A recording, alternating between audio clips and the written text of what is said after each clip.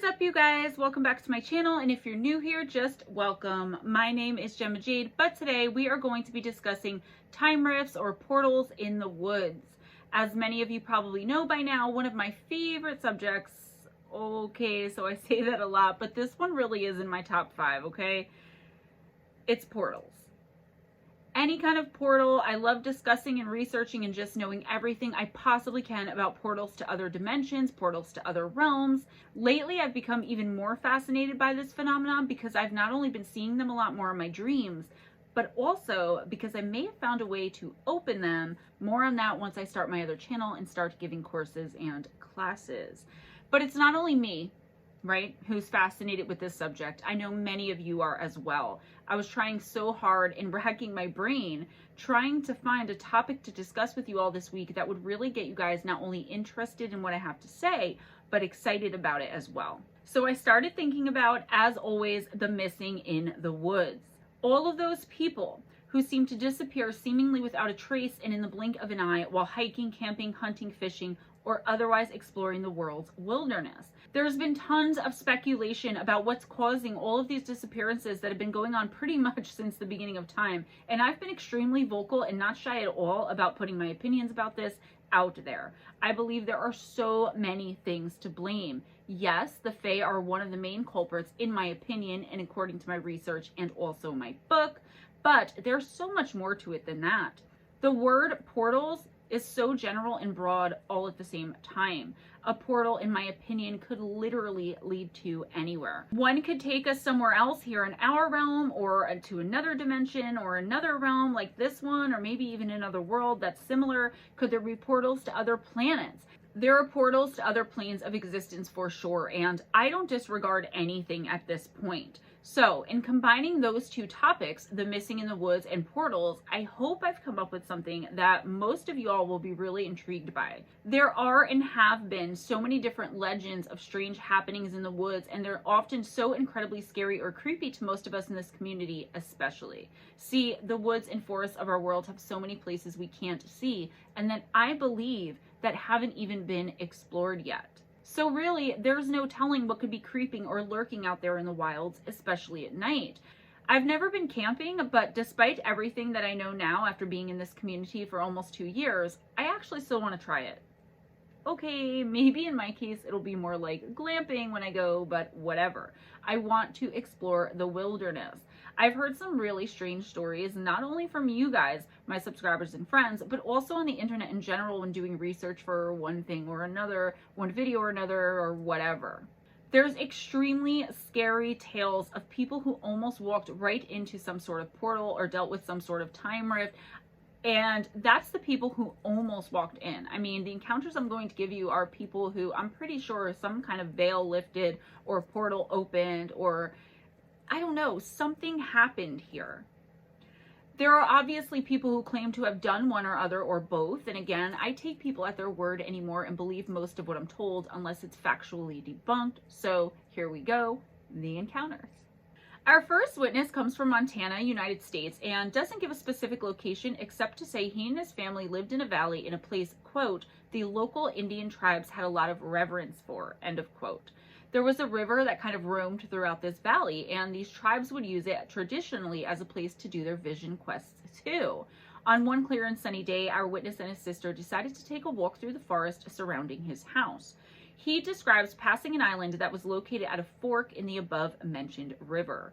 This island was full of dense trees and vegetation, and it was one of their favorite spots to explore when they were out together. He recalled that although it was a bright, sunny, and cloudless day, he felt somehow that something was different or a little bit off. He said that as they took their usual route and were kind of strolling through the trees, he had a feeling he described as a, quote, figurative tug, end of quote, in the middle of his chest. He explained it like this, quote, it felt like a fishing line was hooked into my heart, and I had little choice but to walk in the direction I felt it was leading. At this time in my life, I was far more open to spiritual/supernatural experiences, so I know I was far more likely to believe what I was feeling. My sister noticed the change in my focus and behavior and asked if I was okay. It was as if I could not speak or think, only follow this feeling in my chest. My sister knew something was up and she just followed along. I kept following this feeling, this tug into the cottonwoods where the trees were closer together. The feeling was so odd, I felt completely captivated. I did not want to feel or follow anything else. As we went further along, I felt that whatever this was leading towards an opening between two trees that had grown and arched together over a dry stream bed. I know, typical, unnatural doorway. As I walked closer, this feeling of joy or just happiness grew and grew, end of quote. He goes on to say that as soon as he and his sister stepped through these trees and into a clearing, the tug and all of these other intense feelings abruptly stopped. He says, quote, "Instead, it was as if the light itself became more rich, golden rich, as if you could now touch it and feel it. Outside noise faded away. I felt as if time stopped. It was the same forest, and yet completely not the same. As she and I are standing there, silent and soaking this in, I see something black, 2 foot tall, dash across the clearing. Either this thing came from behind one tree and disappeared behind another, but I'll be damned if it didn't look like it came from under one tree and dove under another.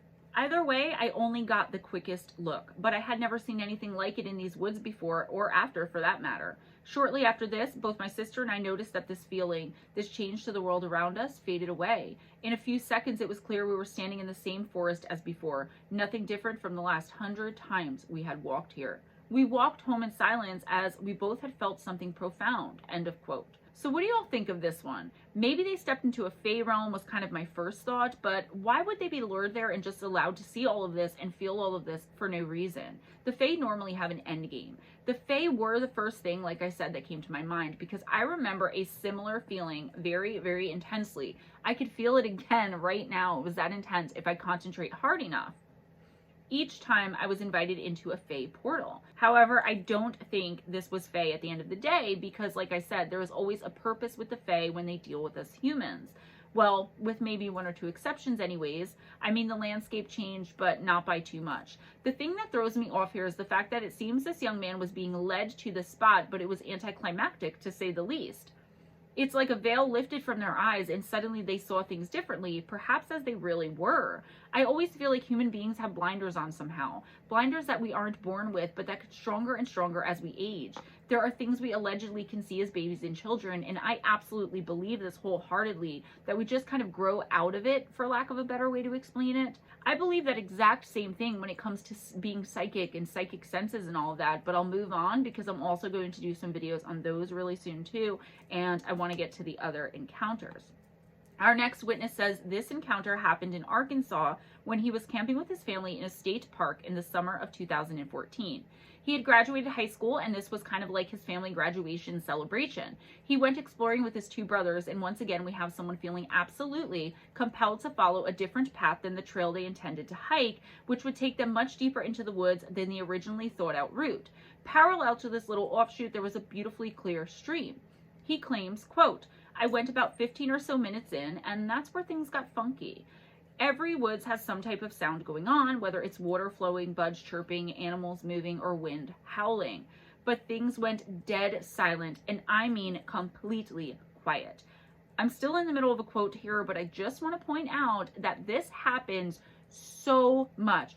I experienced it with the Glimmer Man. If you're talking to someone who experienced something strange in the woods, most likely if they had noticed, and usually you're like compelled to notice for some reasons, like primal, things stop. That's what always happens.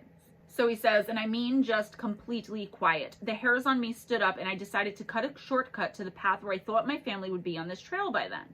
I started walking fast towards them and my shoe was loose. I bent down to tie my shoe real quick and then looked back up and the lighting had completely changed from daylight to darkness. It was around 5 to 6 p.m. when all of this happened and 8:30 on my watch when I came back to reality. And the normal sounds of the woods were back too. I sprinted back to the stream and followed it back up the trail, sprinted down the trail and into the park station. I tried calling them on my phone, but they didn't have service in the woods. I saw them talking to a park ranger and my mom was in tears. Long story short, they were mad. I didn't tell them because I didn't want them to think I was crazy and made up that I had gotten lost. They told me they tried looking for me after I was gone for a while and then came to file a report when they couldn't find me, end quote.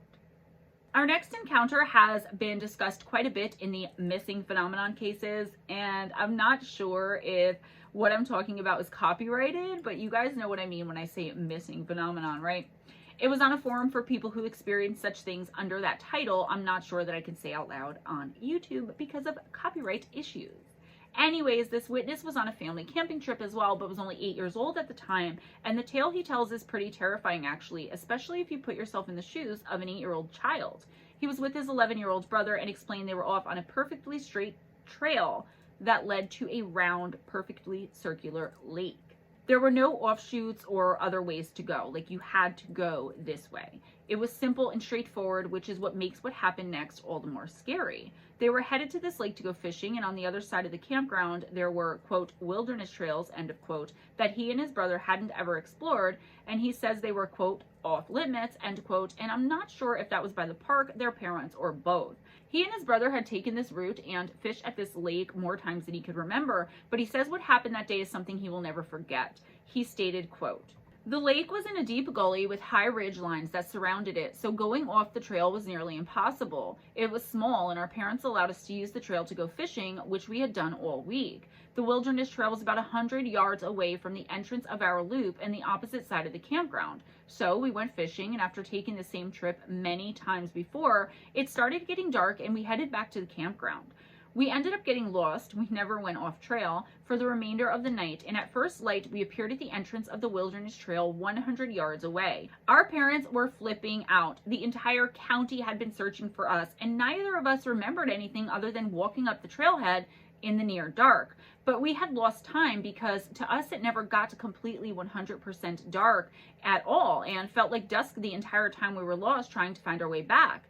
It only felt like a couple of hours. It was dawn when we were found. We estimated that we were gone for 10 to 11 hours or so. My brother claims to remember some details like falling down a cliff, running from someone, or something literally dragging me as he ran through cobwebs, etc. Ever since, he's had bad dreams of bright lights in the woods, a cave, shivering, rushing loud water, or engine sounds, etc. I haven't had any memories from it. We were camping at the Dean Wilderness area, and there is a well-known cave a few miles away. We recently went back to that area to go fishing together and decided to take a look around where we were at the campground almost 30 years later. We then realized it would have been nearly impossible for us to end up on the other trail as the cliffs and ravines were just too high. There was too much distance between the two trails, and we would have had to make it through impossible odds to end up back at the entrance to the opposite trail, walking in thick, untouched forest, end of quote. This case has so many questions. How in the world were they able to be gone for so long if they never left the trail, which was very straightforward with no other way to go, and so close to the campground where all of the searchers were? Why had the sun not been shining? Like, why was it only dusk for them, but the sun had set for their parents, and it was like a sudden dusk? I don't know. That just was really weird to me. What could the possible cause of that be? Meaning, what reasonable or rational, or for you skeptics out there, skeptical explanation would account for it only being dusk while they were gone when it was dark for everyone else? Like I tell you guys all the time, if I'm reporting a story or encounter to you, unless I state otherwise, it's always something that I believe with all of my heart is true. It's something that just happened. When I read the encounter stories, I get this inner sense of just knowing whether something is true or made up. Not all of the time, but most of the time. And if I'm not sure, then I won't report it to you. So tell me what you think about this. Our last encounter for this video is a witness who was at Wells State Park in Sturbridge, Massachusetts. He says the day was beautiful, clear, and sunny, and he decided to hike a seemingly ordinary trail. Did he experience some sort of rift in reality? You be the judge. He says, quote, I decided that I would take a trail that I wouldn't see many other people on. About 30 minutes into the walk, the forest seemed off. Despite the clear, pretty day, I couldn't help but feel this ominous energy around me. It was a feeling of being overwhelmed. The forest was incredibly alive. Birds were chirping back and forth boisterously, and I spotted hawks flying low at least 7 times, as well as squirrels screaming back and forth at one another in very close proximity to me. Further into the trail, it kept pursuing and got increasingly louder before stopping in a few fading calls. I made the decision to get out of there when the noise stopped and take the trail to Carpenter's Rock, which is a popular cliff close to the exit of the park. At this point, it was silent. I couldn't hear anything but my steps and a few planes flying overhead. Then suddenly, almost everything screamed. It was a short burst of animal calls of all kinds, and it was loud and simultaneous. Like everything in a good mile around me sounded like it got stabbed in the gut. I hightailed it away, and after 15 minutes, I ended up back at the parking lot, and I talked to a couple of other hikers about it. At least 5 other people heard it as well and booked it like I did. End of quote. There seems to be a common denominator in all 3 of these accounts, and that's being led or compelled to follow a path off the originally planned one. Like something out there is luring people to certain places in the woods, but why? Obviously, the witnesses in the above encounters all survived, so it makes me wonder if perhaps similar things have happened to some of the people who go missing and end up being found deceased or never found at all. I mean, it stands to reason that it could be, right? Is there a way to stay in these other places, or is one always somehow blinked back out, back into our reality and place in time? I get very frustrated when I think of the why, but we most likely will never have the answers to those questions. Well, most of us won't anyhow, but at the risk of finding out, being missing forever, ending up dead, it's just not worth it to me. At least not at this point in my life. Guys, that's all I have for you today. If you enjoyed this video, please give it a big thumbs up if you enjoyed spending this time with me and talking about portals and time rifts. I'm going to try to find some more in-depth, like much deeper experiences to relate to you guys, because I really think this is a topic you guys want to hear more about.